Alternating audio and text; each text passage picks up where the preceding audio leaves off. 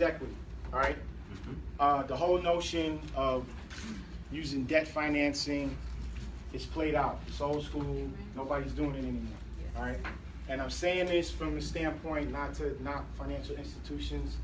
You know, we do a lot of business with a lot of different financial institutions, but I just don't think that new entrepreneurs should take the risk of debt at this stage. If you want to buy a pre-existing business, I bought a laundromat once. It was in a film called The Blind Side. I don't know if you saw it. It was with Sandra Bullock. I won an Oscar. This guy was sleeping in a laundromat. That was my place on Donald in the West End, all right? So that's a great example of a cash flowing or pre-existing business, right? So I would go, it makes sense to go to B of A and say, hey, look, this is already making money. We doing $6,000, $7,000 a month. You know, it's already cash flowing. Let me get a loan, right? That makes sense, okay? Having a great idea in your mind that's never been proven, that you ain't never filed no tax returns on, is already suspect, all right? And so we don't want to kill dreams in here, but we want to really do things, you know, the right way.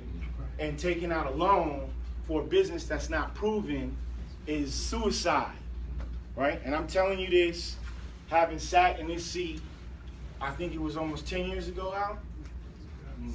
2007, so almost 9 years ago. I sat in the same seat, wrote a business plan for a radio program called Blackonomics.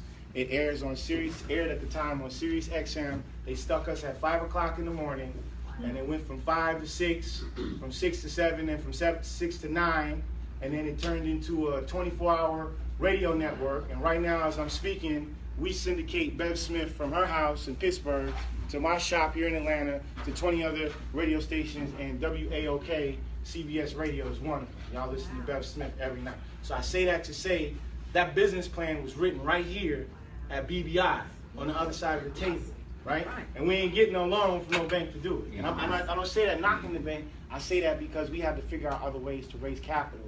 And so I'm about to give you a quick dissertation on how that happened in the last 10 years, all right? So I don't know if some of y'all might know my entrepreneurial career. You can go to YouTube and type in Dr. David M. Anderson Sr. and get some more information on what we do and what I'm about. But I am the founder of the Empowerment Radio Network, which is the only, as far as I know, the only black talk radio network in the country. All right, we syndicate Bev Smith, Warren Ballantyne, Rashad Ritchie, Jewel Tankred, and a number of other great talent, all right? And I've never taken out a loan to do it. So I don't know if you guys have also seen Black Friday. Anybody seen Black Friday? I'm one of the executive producers in Black Friday, which is the premier film for black economics and entrepreneurship in the country right now. And it was a previous film that came out prior to that called Generation 1. Anybody seen Generation 1? All right, well, go check that out. It was the film that got us to the Black Friday opportunity. And none of those opportunities did we borrow money from the banks to do any of that stuff, all right? And so I'm going to talk about a new film that we're working on called Black Wealth. And I raised $1.5 million at Power Networking because of our track record on 2 previous films that we had. So I'm not up here just rambling on some, yo, check this out. This is like for real, all right? So let's get into this. Crowdfunding, this is number one. I know they might have talked about this earlier, but this crowdfunding piece is deep. And we need to have examples when we talk about this stuff. So when we talk about crowdfunding, hey everybody, what's up Facebook? What's going on? When we talk about crowdfunding, we got to talk about Kickstarter, all right? Now, www.kickstarter, excuse my chicken scratch, but hopefully you can get this, kickstarter.com, all right? What is Kickstarter? Why is it important? Kickstarter is a website that you go to put your information up and people will donate money. Now, on a somber note, everybody that got popped down there in Florida, not to be funny, in Orlando, excuse me, they have a GoFundMe right now as we're speaking, and it's at $847,000. Wow. In 2 days. Yeah. For the people that got popped. Yeah. Okay? Now, where that money is going to go is another conversation. That's the entrepreneur mind to say, oh, I'm going to jump on that, and now they're raising the money. Maybe 10%, maybe 20% might go to those families. The rest of that 80% is going in that entrepreneur's pocket. I don't care who he is, because he figured it out. He got to market first. All right? So that website, another website that's powerful, which is what we're just talking about right now, is this GoFundMe. All right? Now, what we're noticing, all right, and I don't mean to make this, I don't want to inject race into the conversation, but we have to understand what's going on. When we look at the types of campaigns that we're seeing, that our firm is looking at. Like for instance, on Kickstarter, Pebble.com. I don't know if y'all know about Pebble. Pebble raised, I think it was $10 million? Yeah, it was. $10 million this company raised, all right? And nobody on the board was African American, all right? Not injecting race into the conversation, but I just want to prove some facts here. So it's important to know when we go to these platforms that if we do have, you know, a product or service that's for us, we need to be clear on how we market that, all right? So from my understanding, it hasn't really been, you know, double digits that anyone of African American descent has ever cracked on a Kickstarter campaign, all right? Most books or most movies or most things that go out on Kickstarter that are African American barely get to $1 million. Matter of fact, Spike Lee, who was raising money for his film, one of his films, he barely got $1 million. So what we have to do is be smart on how you market your product online on these particular websites. It's not a racist thing. It's just saying, hey, you know, you might want to go to Fiverr.com and hire somebody else to do your whiteboard story, and then go ahead and send that to Kickstarter if you want to get over the $1 million mark. Those are just the facts, all right? But these are all great platforms in lieu of going to an institution for a startup business, okay? So another platform that you can look at besides Kickstarter, besides GoFundMe, is something called Indiegogo. I believe it's spelled Indie and then GoGo.com. This is basically a space for creatives. It's a great space for artists, for book writers, playwrights. You know, people can go to Indiegogo and really be able to get some money. Now, one of the things here, one of the caveats to Kickstarter is if you don't reach your goal, you don't get all the money, or you don't get the money. All right? Yeah, I'll say that again. If you have a goal, if you set a goal, what the deal with Kickstarter is, if I need some money for a film, I got a new film project coming out, I want to bring it to Kickstarter, I need $100,000 to help do Black Wealth. We're getting ready to go shoot Black Wealth. We inside the minds of the black multimillionaires and billionaires, right? This is the title for this new film that we're doing. And I need to raise 150 grand to go into production. If I don't meet that goal in a 30-day period, and I get to like 100, I don't get to 150, I lose the 100, all right? So if you're not prepared to have an offer, right, that's going to get people involved with your campaign, maybe give people free tickets or VIP experience or whatever you're going to do. If you're not able to do that, you might want to scale back what it is that you're offering. GoFundMe, Indiegogo, it doesn't work like that. Even if you are the person that's raising the money on behalf of someone else, you still get that money because you opened up the account and your email address. No credit check, no business plan, just an idea, all right? So when we look at crowdfunding, this wasn't available 10 years ago, right? 10 years ago when I was sitting on the other side of this table, there was no crowdfunding, there was no Indiegogo, there was no Kickstarter, right? We had to figure this out and go out here and make things happen. So I say this to say that crowdfunding is a great place to start. Let's talk about this, joint venture opportunities, all right? So people might hear these terms, but no one knows how to structure this. All of this stuff is about deal structure. People who are successful on Kickstarter are successful because of deal structure, period. They came up with an idea, people bought into it, and what they bought into was the offer, okay?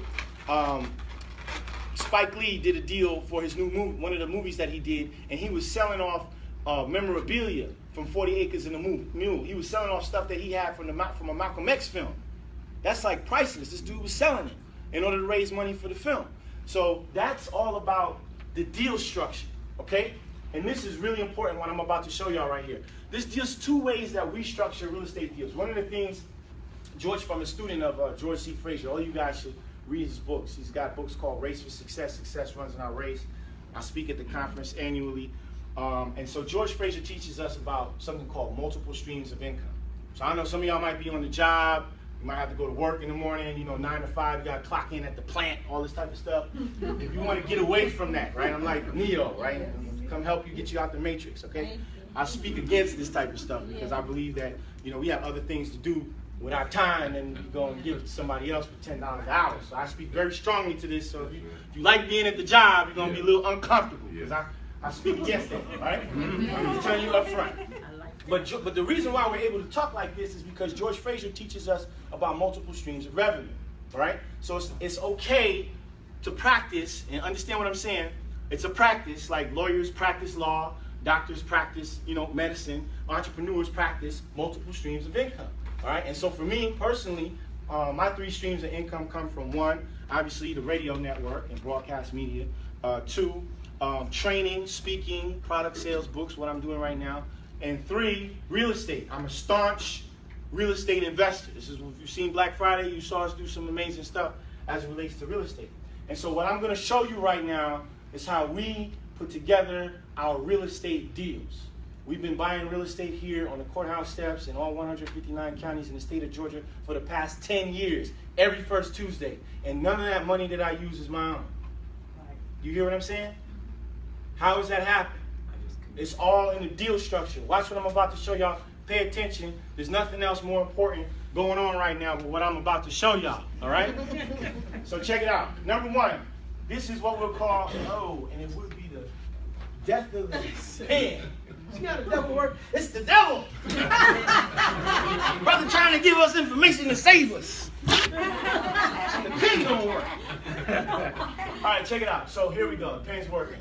Number 1, joint venture opportunity. All right. So the first opportunity in a joint venture would be the investor opportunity. They talked earlier about this. All right. So the investor, all they care about is what, class?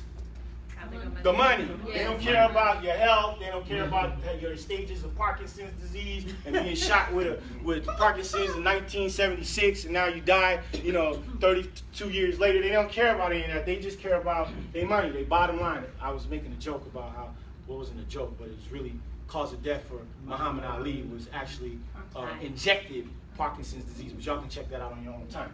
So investor opportunities, they only concern is the money. Okay, so let me show you how we structure our deals. If in a joint venture, notice this is a joint venture opportunity. So that means there's an LLC, right? LLC, which stands for Limited Liability Corporation. Let me just speak on this real quick. Black folks, this is for y'all. I ain't excluding everybody. But please stop putting businesses in your personal name. We have a thing about this. It's my house, it's in my name, right? And when the IRS come, they put the lien on your house, right? Okay, so stop it. Please, get an LLC, right? It's $100, Secretary of State, file the Articles of Incorporation, file an operating agreement, and stop putting stuff in your own name because there's a heavy liability that comes with that, but we'll move on. Investor opportunities. Investor puts $10,000 into the account. Why are they going to do that? A return, okay. Because of what we call ROI, return on investment. Okay. Normally at the institution, they're paying at best in an accelerated program, private equity program, private placement, whatever you want to say, private banking, however it goes, between 4 and 6%. That's even investing in the number 1 investment in the United States, which is the CCA, and that's Corrections Corporation of America. If anybody knows, that's the prison industrial complex. Okay? So, with that being stated, even if you got $1 million in, right? High net worth individual, private banking, private client, they're going to give you, at best, maybe they might give you 8%. But it's on average between 4 and 6%. So this guy here is not looking for that. That's not his MO. It's not his modus operandi. He wants to do better than that, right? So he's not going to look at 100% return on investment because that's too risky, right? So he's going to look at something that's steady, stable, consistent, maybe between 20 and 30% on the money, guaranteed, right? Now, if you know what you're doing in certain spaces of real estate, and the space that we play in are tax lien certificates, that's a whole nother conversation. You can go to taxsaleseminar.com to learn about what we do. But a $10,000 investment into this corporation will yield a 25% return on investment in 12 months. All right? Now, how we do that is another conversation. I'll just tell you, quickly. We purchased fee simple title directly from the courts. If you've seen the movie Black Friday, that's what we did. We bought a judicial foreclosure. I spent $13,500, and the house was worth almost $560,000. Now that we found a basement, another 3,000 square feet, the house is $1 million house, right? That we bought for $13,500. This is in the film, Black Friday, the movie. Go to Google, YouTube, check it out. All right. So what I'm saying is, the investor that put that money up, right? His only concern is number 1, protecting principal. How do you protect principal, class? You put a lien on the house, right? Investor holds the lien, right? And the lien is including his principal, the $10,000 plus 25%. So the lien is for what, class? 12.5, right? And if you go out and you make 100, 200, 300, 400, 500,000, when you go to close, investors cashed out. He's the first one to get paid. There's a lien. It's an encumbrance of title. It's a cloud, right? That's an incredible what? Deal structure. Nobody's teaching that at the Harvard B School. Professor's not teaching you deal structure at the Georgia State School of Business. All right? This is stuff that you got to get from real entrepreneurs that are really in the field. Okay, and I'm not taking a shot at education. My dad went to Harvard. My mother started one of the founders of the Upward Bound program. Education was very important in my household. However, this education that we're talking about, this is the real education of entrepreneurship, and deal structure, from my understanding, is one of the most powerful things on the planet when it comes to raising money. Because either A, you going on the hook, you putting up your primary residence, you got to get your credit fixed, you got to get all this other stuff going on, intravenous, SBA wants a million documents, it's nuts. Or B, you know your concept, you know how to structure deals, and you can communicate to high net worth individuals who are interested in investing in you. And I'm going to teach you some of that stuff today because we've had an amazing 10-year run. Another opportunity besides an investor op, are y'all listening? Yeah. Okay, good, I'm glad you're with me. It's something that we call partnership, okay? Now, partnership is important. Partnership ops are very important because this allows for participation in equity, okay? So let's take that same deal. The investor, or the partner, excuse me, in this instance, puts up $10,000, right? And we actually just did this past Tuesday. We went out and bought a house. Actually the investor is in, and I don't know if you're watching right now, Deborah O'Neill in Seattle, Washington. She sent $15,000 into account at Bank of America. And we went and purchased a house, 3160 McKenzie. You can go to Zillow, type that in East Point, Georgia. That house is worth $125,000. We bought that house for $15,000, and there's a tenant in it willing to re-sign with us and pay $800 a month. All right? So in that instance, in a partnership opportunity, we can do one of two things. We can either A, take that money that we're collecting every month and split that $800 a month, so that's $400 positive income coming in every month. Or B, we can sell that house minus the $15,000 and split and participate on equity. That's splitting $100,000. That's 50 racks if we decide to sell. It's nuts, right? That's a partnership opportunity. But because we're so focused on our businesses, we're so caught up in our concepts, we're so interested in what we want to do, we're missing out on this here, the structure of the whole deal. With no credit, no having to put your house up as a collateral, personal guarantor, none of that. This is an agreement between two people, partnership. Now, when you go outside of that and it's three people, you can get into other scenarios that might involve the Securities Exchange Commission that you don't want to deal with, right? But as long as you're staying in the space of a joint venture and or partnership, which is an LLC, and there's two members there, you can raise as much money as you want, all right? So this is a very important point, man, and a lot of people, a lot of entrepreneurs don't even teach on this. They skip over this, and then they don't even tell you how to go about the process of structuring the deals. You got to call an attorney to do that. And attorneys want $10,000, $20,000, $30,000 to sit down and have conversations about this type of stuff. This is the most important thing in entrepreneurship as far as I'm concerned. I just showed y'all my whole MO for how we've been real estate investing for the past 10 years. That's nuts. Let's talk about joint ventures. All right? How many of us need capital right now? Okay? What kind of businesses are we talking about? Just real quick, who's one? What type of business do you have? Monument. Selling headstones. Oh, wow. Your business ain't never going out of style. Especially with black folks. We start dropping like flies. We be the main one. Yeah, let me put shiny shorty on my epitaph, dog. Yeah. What type of business you have? Car care service and a commercial company. Transportation? Or car care? Okay. Yeah. Got it. All right. Transportation. Okay. You skipped over? Oh, I'm sorry. I didn't see him. Safe house, and I also want to open up a youth homeless shelter. Safe house, like women in transition? Just teens. Oh, that teens. Sexually exploited. Wow. Wow. Deep. You guys had a hand up over here? Well, we're Both? together Okay, with the film awesome. company. Okay, film. And then he. We love film. Yes. We love film. Yes. And so you guys are together in film? Yes. Okay, awesome. Hair Salon Studios. Hair Salon Studios? Anyone? Bueller? I have a music business consulting. Music business consultant. All right. All right. So we got a number of people that actually could use some money. Real money. 50 G's, 100,000, something like that. Oh, y'all need more money? But when it gets started, I'm trying to go over 100,000 now. I don't think that's realistic. You got to keep it realistic. You got a real estate investor hiding out over there. Hey, I just told him what to do. She paying attention. I hope she was listening. I hope she was listening. So this is the deal here. Joint ventures are powerful. It's a powerful play, all right? And it doesn't just have to be for real estate. It can actually be for business. It can be for films. And we'll talk about that as we move on. A quick story. Let me tell you how we did two things for Empowerment Radio Network. Blackonomics aired in 2008. Was when it first aired. It was April 2008 when it first aired on XM Radio. In 2012, I got this bright idea to create a radio network because there was like Mitt Romney raising Bain Capital, raising money to buy Clear Channel. It was nuts. They was just going in on the president all day. There was no countermeasure in place, nothing prior to us going into business. So I needed some money. I need to raise some capital. All right. So what I'm about to show you real quick before we run out of time is a two-part strategy on how we raised the money for Empowerment Radio Network. All right. So number one, I told you I'm a real estate investor.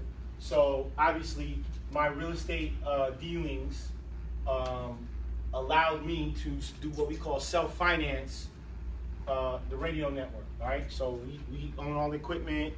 We built the networks, we bought the codecs, all this type of stuff, went to 30 radio stations around the country. I installed the equipment myself, all this kind of crazy thing, right? So that seed money, if you will, that initial investment came directly from my real estate investing company, all right? And I got another blessing from a gentleman, I don't know, some of you guys on Facebook might already know this. His name is Peter Nygaard, all right? So I got this amazing opportunity to meet, he's a billionaire, you can Google him, he's one of the founders of Fashion Week in New York. He owns a clothing line called Nygaard Clothing. All right, and so Mr. Nygaard, or actually his son, we were in the Bahamas. Long story short, Bev Smith got a phone call to come to the Bahamas. There was an issue in the Bahamas, a social justice issue. And as the founder of the Empowerment Radio Network, I was invited to be a part of this delegate of individuals from the United States. And one of the people who was there was Minister Farrakhan, right? So I'm sitting at this guy's house. He owns an island in Lyford Cay, which is like one of the most exclusive areas in the Bahamas. And he owns Nygaard Cay, which is its own island. I'm in this guy's house. Minister Farrakhan's here. Peter Nygaard's here. Bev Smith's over here. And I'm recording this for footage for the radio network. And so the battery ran out. And Mr. Nygaard had a quick conversation with Mr. Farrakhan. And Mr. Farrakhan goes, my brother, what's your name? I'm all like, ready to tap dance, you know, Jenny's way. Farrakhan. I love the Lord, I'm a Christian, but this Farrakhan, Jesus way. So Bev Smith is like, in her greatness, she's like, wait, don't respond. And she responded. She was like, why, Minister, this is the gentleman that got me back on the radio in the United States. This is David Anderson. And Peter Nygaard responded. And his whole body language the whole time was just on Farrakhan, like, yo, you my hero. And when she said that, the body language changed, and he's looking at me. So I'm like, man, I got the attention of a billionaire, right? And this is the key to that. At the time, I was wearing this bracelet, a USB bracelet, right? That this brother gave me in Florida. And it was a new product that he was trying to promote, so I was wearing it. But on it, I had my business plan, okay? And my business plan was a hybrid of what I wrote here at BBI. And so when Nygaard said, hey, how can we help you? I was like, well, I'm glad you asked because I got my business plan right here. You know what I'm saying? And I was able to email him the business plan, and we were able to look through, and he found the need for the equipment. At the time, I needed 30 codecs. There was another, whatever the money was. When the time I got back to the U.S., it was at the studio. The box, the pallet was there with 30 codecs in it. So that's how I was able to raise the money for the Empowerment Radio Network. All right, that's a true story. That ain't no embellishment, none of that. So self-financing, yes, but also we'll just say there was an equipment gift. We paid the money back to his son Kai. They invite us to the Oscars every year, which is a great place to raise money for film.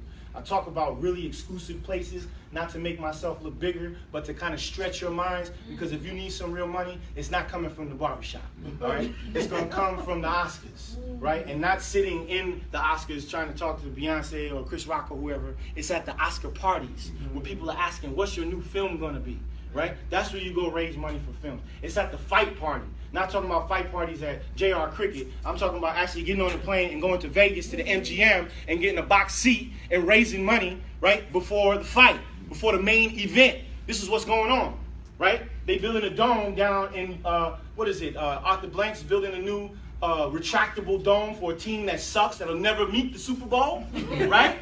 I'm sorry, if you love the Falcons, they, what is the name of the Falcons? They horrible, they suck. A retractable dome? Come on, Arthur Blank, for real.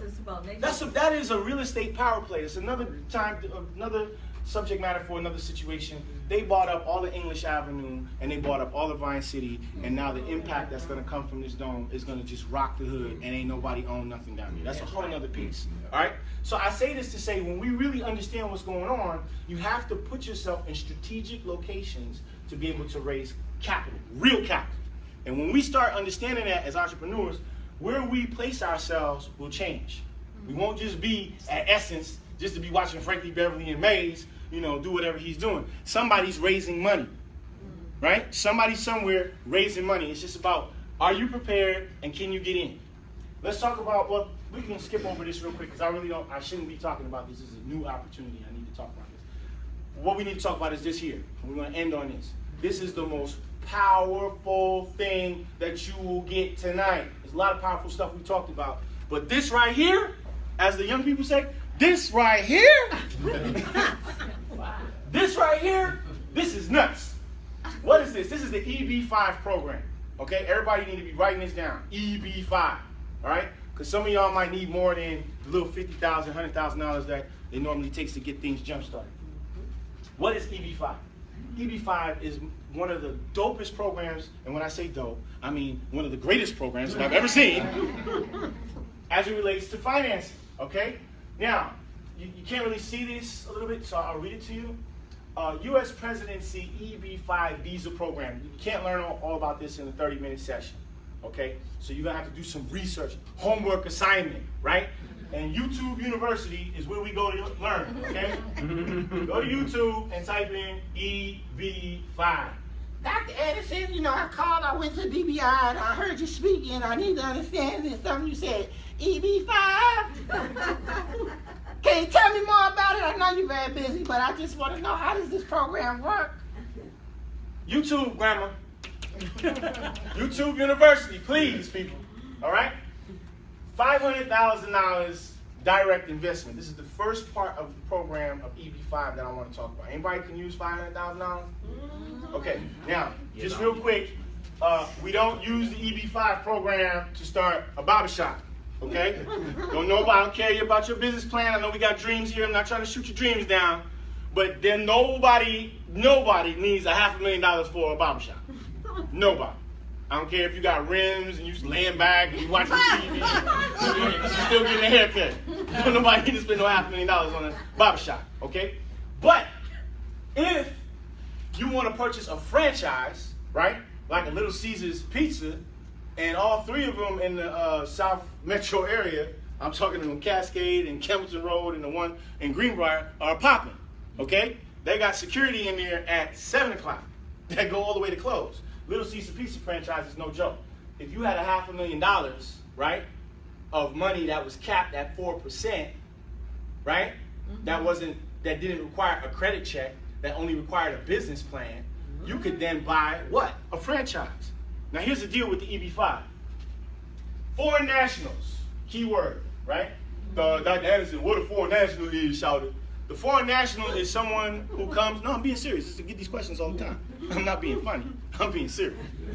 Okay? The foreign national would be someone from Africa, or someone from India, or someone from China, right? And they got some money. They got some real money, okay? And so if any of you have family members that are from other parts of the world, you all know that the INS process takes years, right? Slick Rick, the ruler, right? Hip hop just got his naturalization paperwork. And that's been 41 years. I'm 41 years old. He's been working on citizenship since Lottie-Dottie. Okay?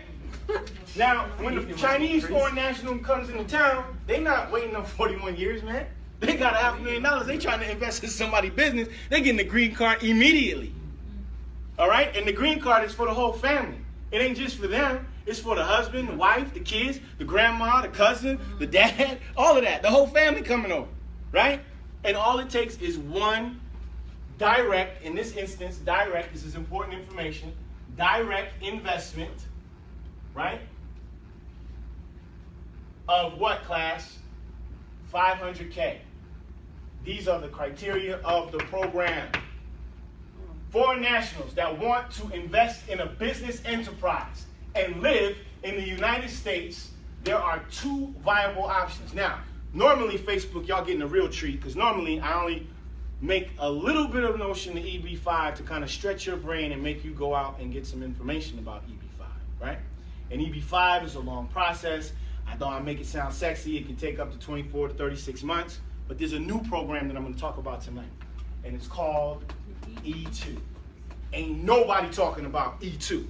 They talking about Jay-Z. They talking about Beyonce. They talking about all this other nonsense that's going on. Ain't nobody talking about E2 to black, brown, Latino, minority entrepreneurs. Nobody. Dave Ramsey's ain't doing it. Trump ain't doing it. Ain't nobody coming to you saying E2. What's that about? Why is that? It's a whole nother conversation for another day. E2 is a dope program. Why? Because E2, unlike EB5, allows for direct investment and not have to go through the whole minutia of trying to get your stuff cleared through USCIS and the regional centers. So it's a little bit easy. Let's go through these 2 points right quick, and then I'll close. To qualify, right? Foreign nationals. These are the foreign nationals with a lot of bread, right? They must invest either $500,000, this is the direct investment EB5 program, or $1 million, right? And that's depending on the location of the business, and create a minimum. Here's the kicker. Y'all ready for this? 10 jobs. Oh man, somebody listening. All you gotta do is create 10 jobs. Now listen, I'm not knocking the institutions, right? But you gotta give up, you know what I'm saying, the credit score. I know our credit score, average African American credit score is a 620. I understand. You know, SBA want a 720 or better. Okay, I get it. You might not qualify for that. They want you to give up the primary residence. Come on, man, I just paid my house off. Now I gotta mortgage it off for a business? What if this business idea don't work? I don't know about that, Dr. Anderson.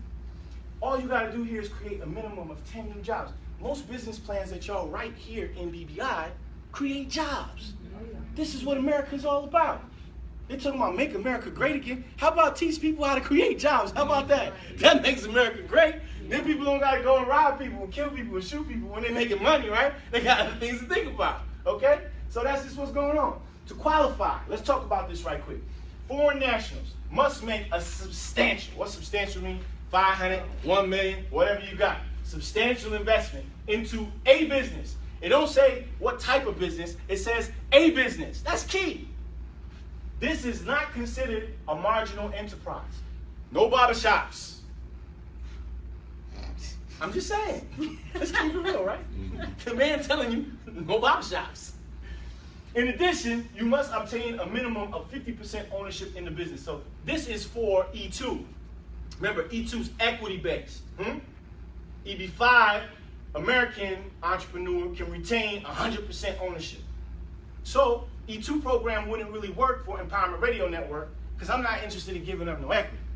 But EB5 could potentially work for a scale out or build out of acquisitions of radio stations across the nation, AM stations and all this type of thing, right? Using EB5 money. Now, there's a deal that one of my partners did. His name is Kevin Hicks. Kevin Hicks. Kevin Hicks did a deal in LA. I don't know if anybody's been to LA. When you drop in LAX, there's a Marriott property. It's a 3 combo. It's a Residence Inn, Courtyard, and something else. Call it LA Live, right? LA Live. This is how Kevin Hicks raised the money for LA Live. He used EB5 money. They got 100, listen to me, class, 100 Chinese foreign nationals, right, to put that $1 million up.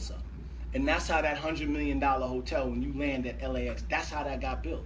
Because somebody who was smart, a young brother, right, structured a deal structure, using what, class? EB5. They ain't on the radio telling you this on V103. They telling you listen to Lil Wayne and what's coming up next. They're not telling you about EB5. So, an increased number of investors are looking for franchise business opportunities. That's the most powerful thing that you can do. Locate a pre-existing business and finance it, right? Because they give investors the opportunity to partner with a proven brand that has a vested interest in making sure they succeed. I'm not saying don't chase your dream right now, but maybe, just maybe, you can use some EB5 financing, free money. The foreign national get what? The green card, right? So the United States government wants them to be U.S. citizens now so they can get in their pocket and get that tax money. That's the game, right? It's all a game. You got to know the game. Everything's a game, right? So it's cool. It's cool for us. It's America. Make America great. America. We want to make America great. Give us some money so we can start some businesses, right? That's my thing. Let's start some business. All this other stuff, nobody need to be talking about this stuff. Talking about health care. You got some money, you don't got to worry about that. You pay Kaiser that $1,000 a month and keep it moving. Nobody got time for that. Let me show you this before we go. EB5 Visa Growth. This is for people that might say, well, Dr. Anderson, what is this program? I never heard of it. I haven't been to school and everything. I don't know nothing about it. We got to go. I'm out of time. But check it out. From 2000, this is the growth, to 2014, the program jumped up to an additional 25,000 visas. When the program started, we had 10,000 visas. Now we're up to 35,000 visas. Who buying all them visas? I was in Subway today. Here's the deal. Here's the real deal. And this is for everybody. No matter what color you are, this is information that everybody needs. Okay? This ain't what they teaching in school. They're not teaching this at Georgia State School, University School of Business. They're not teaching this at the Harvard B School. Right? So it's up to us, it's our job to figure this out. EB5 is working. You want more information about the program and how to get involved, you need to go to the ILA conference. Law Association. The American International Law Association, I think it is. It's ILA. It's the American Immigrant Law Association. Thank you. I had to remind myself. American Immigrant Law Association. They congregate in D.C. annually. All right?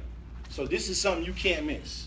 Last point before our show closes down is that you got a conference, right? It's conference season. What am I talking about? We got to go to conference.